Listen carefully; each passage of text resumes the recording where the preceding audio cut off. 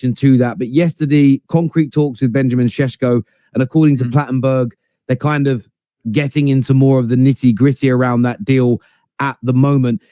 Is it fair to say that Sesko is the most likely number 9 target now for Arsenal to land? Yes, because they've done all the legwork on it, and Sesko wants Arsenal. It really is as simple as that. And sometimes players don't get the end destination. You may remember Mykhailo Mudryk flirted with Arsenal for months and months and months and then went to Chelsea. So it's not as simple as where the player wants to go, he ends up. But if Arsenal agree a deal with Leipzig, regardless of whether other clubs enter the race, I would expect Sesko to say yes to the Arsenal project. Because as I said 12 months ago, Sesko made 2 determinations. First, he received pitches from Arsenal, Man United and Chelsea, and he picked Arsenal. Second, did he want to move to Arsenal last summer, or was it better for his pathway to do an extra season at Leipzig? And he decided the latter. So Sesko's been sold on Arsenal for a year. As I revealed in January, Arsenal made an approach to Leipzig to understand if anything was possible mid-season. It wasn't. And now, come summer, so much has been done with Sesko that it's really just about, can they find a way of doing the most economical deal possible with Leipzig? Because if you got that player buy-in, you're in a very strong position. And because Arsenal walked away and respected Leipzig, they've got an excellent club-to-club relationship as well, which I think is very important. Because when you go back and maybe say, we want to do something around the release clause rather than at the release clause, you might actually have that little bit of flexibility. So right now, my understanding, I know we hear reports that it's costing upwards of 90 million English pounds for Sesko. My information is the variable release clause is set more at 80 million euros. And it's up to Arsenal and Leipzig to determine whether it's release clause or nothing. I don't think that will be the case, or whether there is some flexibility around that 80 million euros number. And luckily for Arsenal, Berta has a long-standing relationship with the Red Bull Group, and he will now lead on negotiations. So it does look like Arsenal are advancing on Sesko. It doesn't mean they're not doing the same with Victor Gyökeres, because rarely do you put your eggs all in one basket. Yeah.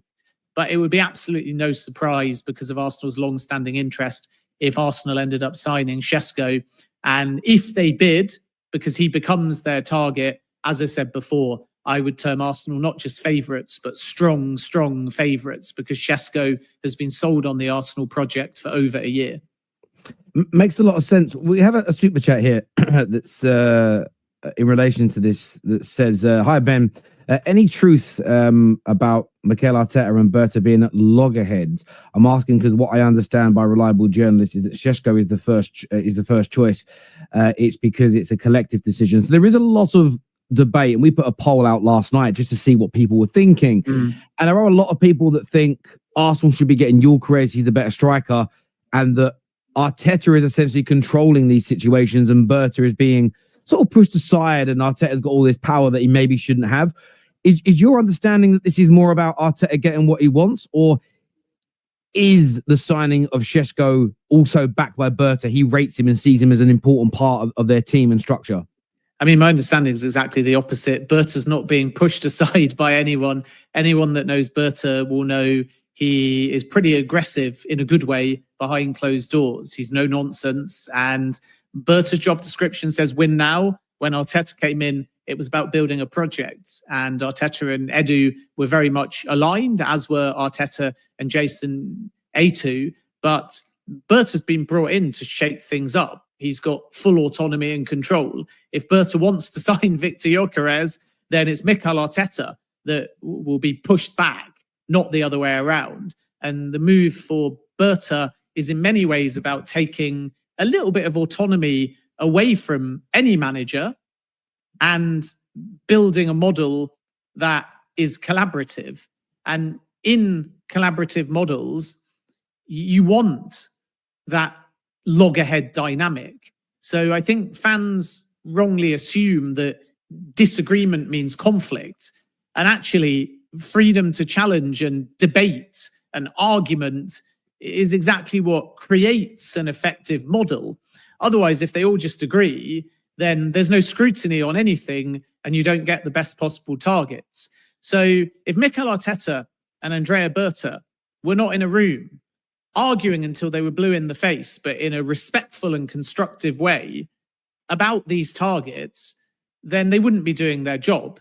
But Berta is there to take the final decision. So if everyone at Arsenal wants Sesko and Berta listens to them and says, no, I'm going for Gyökeres, then he will have that autonomy, not the other way around. Mikel Arteta doesn't have a veto or any kind of control in a singular sense over transfers. It's collaborative. It feeds up to Berta. Berta will go to the ownership. Budget obviously will be factored in, but that's not an issue for Arsenal this window. They'll make their final decision. So I think it's being wrongly billed at the moment as Arteta wants Sesko, Berta wants Gyökeres. If they get Sesko, Arteta wins, and it shows that Berta's got no authority or control. Absolutely the opposite. Berta is the kind of character that will stick to his position and guns. So if they end up getting Sesko, it's because Berta has been persuaded that all this legwork and all this history around Sesko is right for Arsenal. If he says no, let's abandon ship, and Gyökeres is better, then again, he will have the power and the control and the autonomy to do this. So my understanding is he is the final decision maker. And actually that debate or argument, as it's sometimes billed, is extremely healthy. If you don't have it, you simply don't have a functional recruitment model. I totally agree with the need for that. D King here says, why can't we even get two strikers like Liverpool's bench in 24-25? Look, I think you can, but I think all of these teams can buy two strikers. But where you have to be mindful is if you just think about the players that are on the tips of everybody's tongues, Gyökeres, Ekitike, Isaks, Sheshko's, Delap as well. These guys all see themselves as the main number 9. You could have two strikers, but you've got to create a situation like at Newcastle, where Callum Wilson is happy to be the understudy to Isak to a certain degree. It's very difficult for any of these big clubs, including Man City, Real Madrid, if they're using one striker to go and get a Gyökeres and an Ekitike, and then to say to Ekitike, you're going to be on the bench and you've got to wait for your chance. A lot of players won't go for that because they see themselves as a starting player. So it's not as simple as just buy two strikers, any two strikers. You have to get that balance right as well, you know?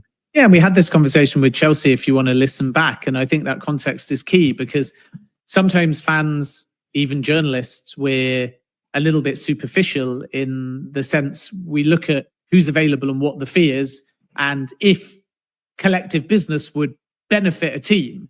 And then when you add up all that info, you say, absolutely, just bite the bullet on two strikers or bring in these two players in different positions. But the player's always going to be looking at who they're competing with for spots. And if there's more than one person in that spot and they want to play regularly, they're going to be reticent. And if you take the prices away or the stats away and you just look at the profiles and their potential and how long they might stay at a club if they're a young player, and you say, because Chelsea is the best example, I know we're talking Arsenal, but let's just give the Chelsea example. If you say Nicholas Jackson, still relatively young, has got into double figures in Premier League seasons. If you say Delap, double figures for Ipswich, high ceiling. If you say Ekitike, incredible numbers for Frankfurt, line all three up. And I don't think you can tell who Enzo Maresca would start. So then if you're the second name in alongside Jackson, you back yourself because the pitch is probably, we need a number 9. If you're the third name in, Jackson stays and Delap arrives and you're Ekitike, just for the sake of the argument, you're immediately thinking, even if the fee suggests I'm the starter, even if they're telling me I'm going to be the lead guy, there's always a chance that a week into the season, Maresca goes, Delap's trained brilliantly, or Jackson knows this system better than anyone else. They come into the side. And when you're a goal scorer, if you score goals, you're likely to stay in the side. And that's what's kind of interesting, because if you're a fullback, we've seen it with Liverpool, a player might be dropped like Andy Robertson, but he'll soon come back into the side. Trent might be dropped for Conor Bradley. I know he's leaving now, but earlier in the season, he comes back in the side. So you think, okay.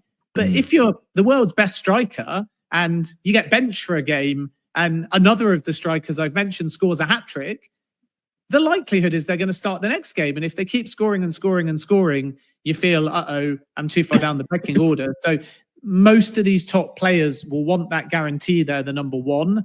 And that will be a challenge for Chelsea. If Jackson stays, who Maresca likes, and Delap comes in, anyone they pitch to now of the bigger names is going to be